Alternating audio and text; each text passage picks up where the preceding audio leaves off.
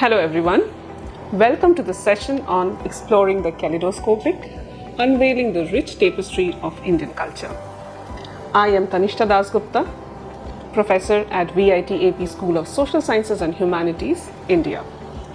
Today, I'll take you through the Indian culture in details. I'll give you an overview of whatever we are going to discuss today. So I'll begin my talk with similarities between European Union or EU and India, and then Indian culture, its region, religion, caste, language. Then the North and South Indian contrasts in terms of language, food, dance and music.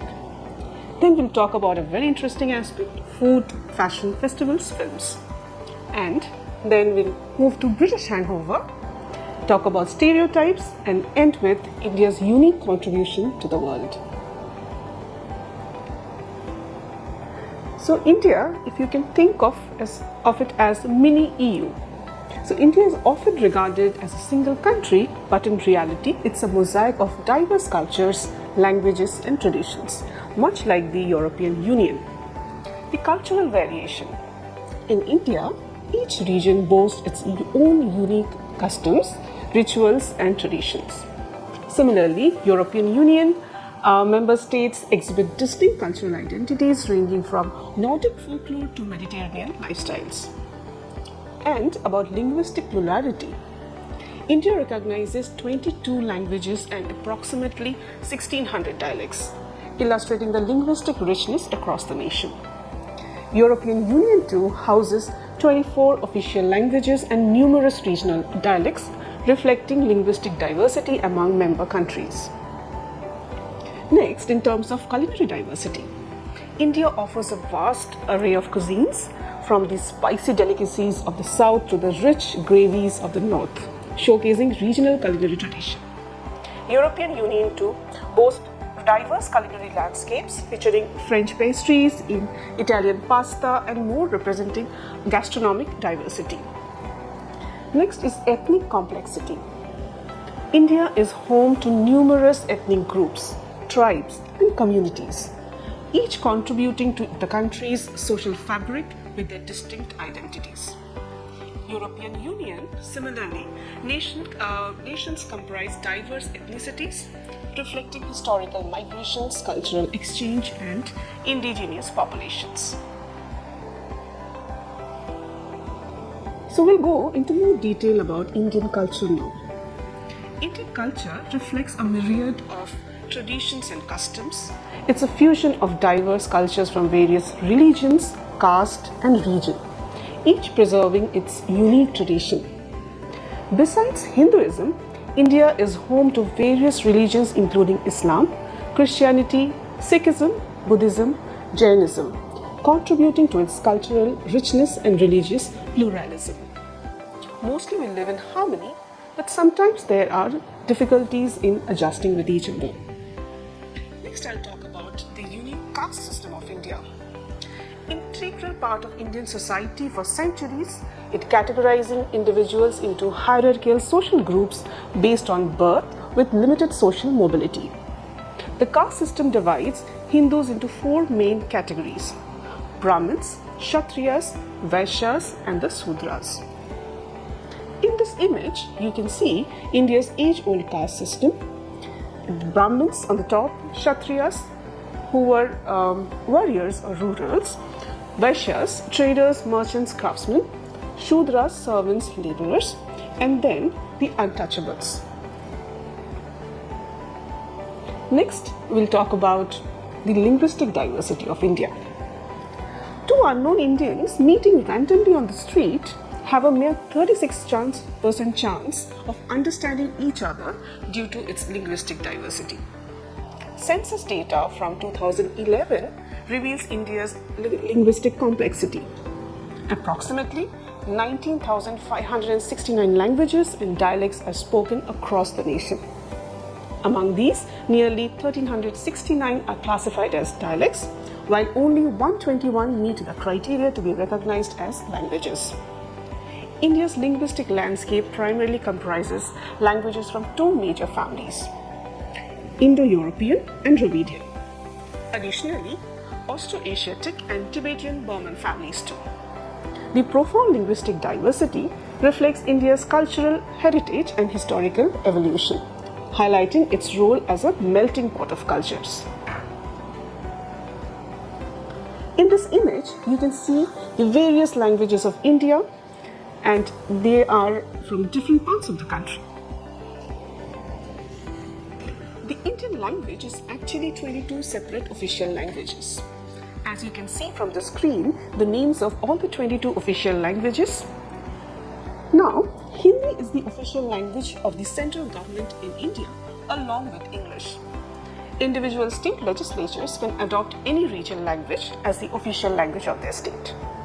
And many Indians are bilinguals because we need to know one more language other than our mother tongue to communicate with one another. Now let's take you to the North and South Indian contrasts. So by North Indian states, we more or less talk about Jammu and Kashmir, Himachal Pradesh, Punjab, Uttarakhand, Haryana, Delhi, Rajasthan, Uttar Pradesh and Chandigarh. And by the southern states, we have Andhra Pradesh, Karnataka, Kerala, Tamil Nadu and Telangana. I'll begin with the difference between their language, food, dance and music. So North Indian prominently speak languages belong to the Indo-European language family such as Hindi, Punjabi and Urdu. South India primarily uses Dravidian languages like Tamil, Telugu, Kannada and Malayalam. Food. North Indian cuisine often includes wheat-based dishes like naan, roti and paratha with a focus on dairy, meat and rich gravies. South Indian cuisine centers around rice-based dishes like dosa, idli, rice and sambar, accompanied by coconut-based chutneys and a variety of vegetarian and non-vegetarian options. Dance and music. North Indian classical dance forms include Kathak and Odissi, often accompanied by Hindustani classical music featuring instruments like tabla and sitar. South Indian classical dance forms like Bharatanatyam, Kuchipudi and Mohiniyattam are accompanied by Carnatic classical music featuring instruments like Mridangam and Veena. This cultural diversity contributes to the rich tapestry of Indian heritage, showcasing the country's vibrant traditions and practices. These are images of some of the Indian musical instruments which are commonly found in both South and North India. The next section of our talk is about food. So here are 5 images from different parts of India: the north, the south, west, east and northeast. We'll talk about Indian curry a bit. So Indian curry is not a singular dish but rather a diverse category of dishes with variations across regions, communities and even households. Regional specialities. Different regions of India have their own unique curry styles, ingredients and cooking methods, reflecting the local culture and available ingredients. Curries can be made with a very wide range of ingredients including meat, vegetables, legumes and seafood, allowing for countless flavor combinations. Spice blends. Indian curries are known for their complex spice blends, which can greatly vary depending on the region and the specific recipe, resulting in a wide spectrum of flavors and heat levels. North Indian cuisine. Diverse influences, fusion of Mughal, Persian, Central and Asian flavor. A very interesting aspect about North Indian cuisine is using the tandoori cooking. It's a signature method using clay ovens for marinating meats and vegetables. Rich spices. Cumin, coriander, turmeric, garam masala create distinct flavors. And the iconic dishes are butter chicken, biryani, samosa and naan. As you can see from the screen, there's a clay pot with biryani topped with onion and some masalas. This is also a distinct North Indian dish. This is sarson da saag and makai di roti, quite popular in Punjab. Next, we'll talk about South Indian cuisine essentials. There is rice dominance. Rice is a staple, often served in various forms like dosa, idli and rice dishes like sambar and rasam. Extensive use of coconut in curries, chutneys and desserts for rich flavor. It's quite spicy and tangy. Tamarind and curry leaves add tanginess, while spices like mustard seeds and dried red chili provide the heat. So in this image, you can see the one in the middle is a dosa, the biggest piece, and the white ones are idlis. Next to that, there is vara. Then there is a nice heap of upma, chutneys, appams, and all served on a nice banana leaf. Next, we'll talk about East and Northeast Indian cuisine essentials. Rice and fish. Rice is a staple again, accompanied by a variety of fish dishes due to the region's proximity to rivers and the Bay of Bengal. Mustard oil is commonly used for cooking, lending a distinctive flavor to the dishes. Also, they have fermented delicacies. Fermented food like bamboo shoots, fermented fish, and various pickles are integral to the cuisine. Influences from neighboring countries like Chinese, Tibetan, and Burmese influences are evident here. It's also seen in dishes like momos or dumplings, thukpa, noodle soup, and chow mein. On the screen, you can see there is hills of fish served with hot rice. And again, it's decorated on a banana platter.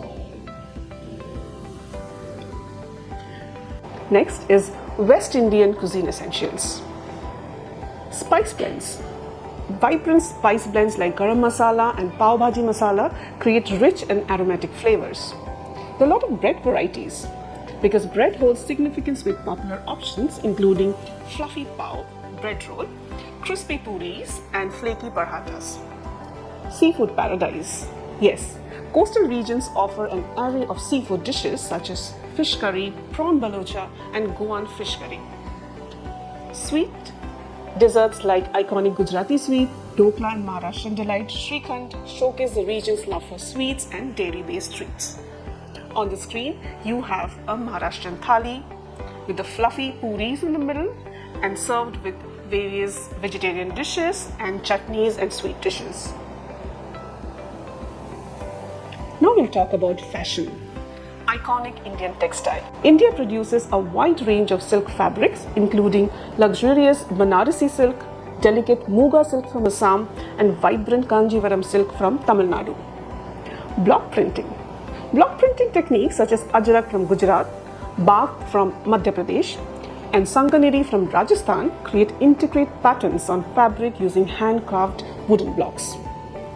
Next is Indian embroidery style. Indian embroidery encompasses diverse styles like the intricate chikankari from Lucknow, dazzling zardosi from Uttar Pradesh, and colorful fulkari from Punjab, adding ornate details to textiles.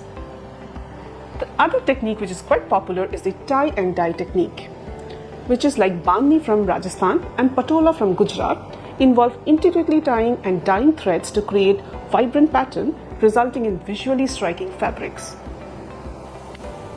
These are images of the dresses were owned by Indian women. So there is a sari on the left, the yellow one, and there is salwar kameez in the middle, and the red one is a lehenga, which is usually worn by brides in North India.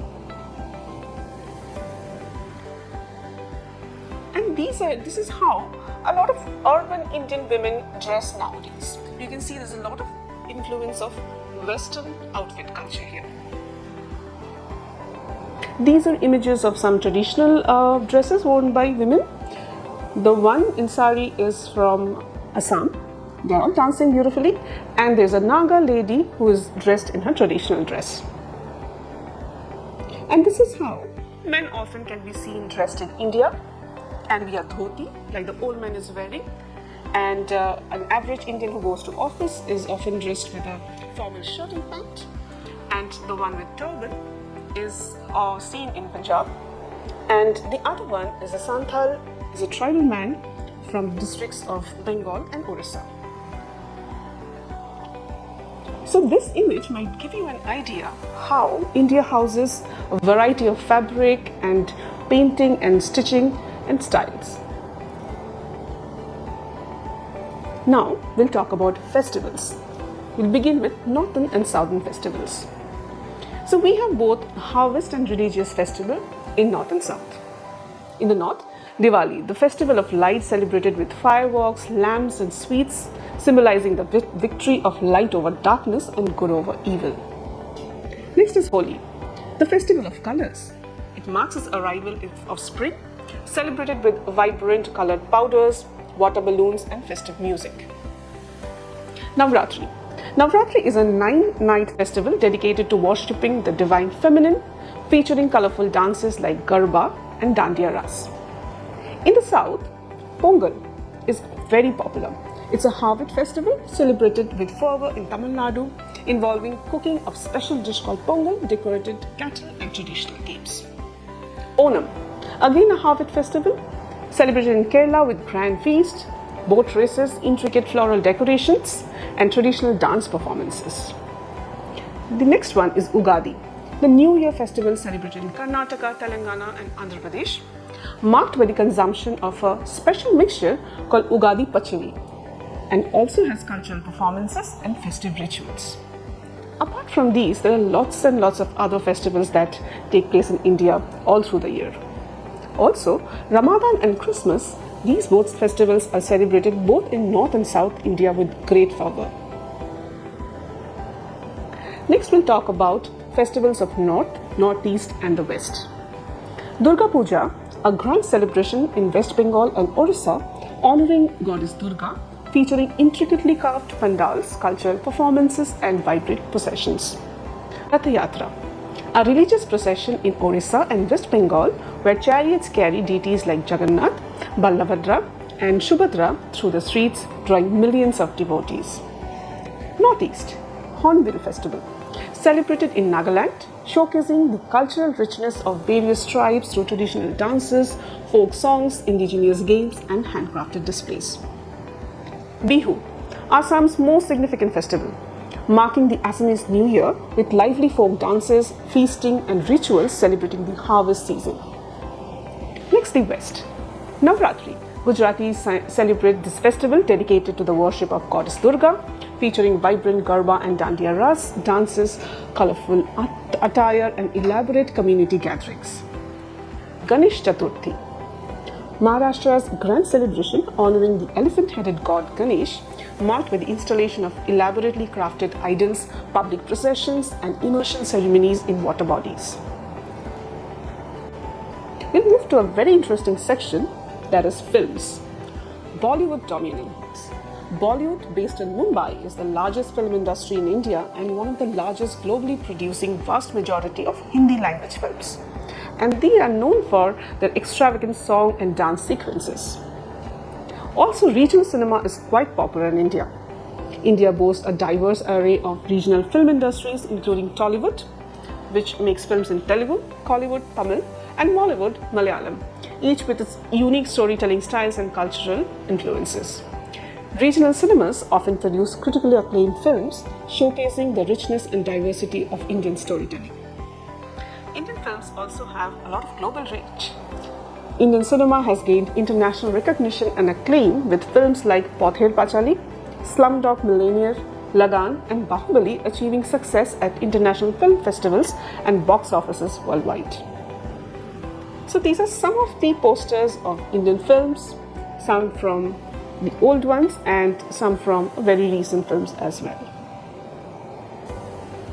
We'll talk a bit about British hangover and how we still follow some of the things that we have learned from British. First is cricket craze. Cricket remains a national obsession inherited from the British colonial era, with India being one of the powerhouses nations in international cricket. The sport's popularity is evident in the fervor surrounding major tournaments like the Indian Premier League or the IPL and the ICC Cricket World Cup. The tea or chai culture. The tradition of tea drinking, introduced by the British, has become deeply ingrained in Indian culture, with chai being a staple beverage enjoyed throughout the country. English influence. English continues to be widely spoken and serves as a language of business, higher education, and administration in India, reflecting the enduring legacy of British colonial rule. And we also prefer left-side driving. India's adherence to left-side driving, a practice we inherited from the British rule. These two images are from Indian men's cricket team and women's cricket team. We'll talk a bit about stereotypes as well. often we believe that arranged marriage is the only norm in India.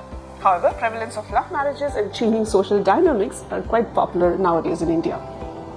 And often we also believe that cows are always roaming on the streets of India. But that's a common stereotype, overlooking the urbanization and modernization of Indian cities. And we also talk about how Indians are tech-savvy and IT professionals. Indians are often stereotyped as being tech-savvy and working primarily in IT, but actually Indians are in all sorts of professions. Also, there's a common misconception that India is overwhelmingly poor, failing to acknowledge the economic growth and middle-class expansion in recent years. Next are the snake charmers and street performers. The stereotype perpetuates the image of India as exotic and backward, which is not really true anymore.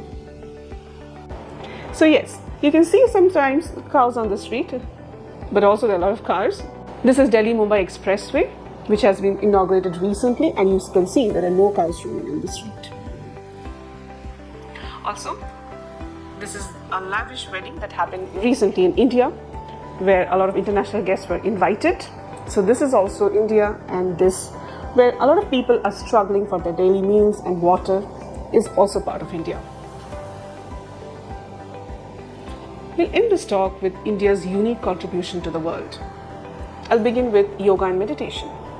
India's ancient practices of yoga and meditation have gained global recognition for their profound health benefits and stress relief techniques.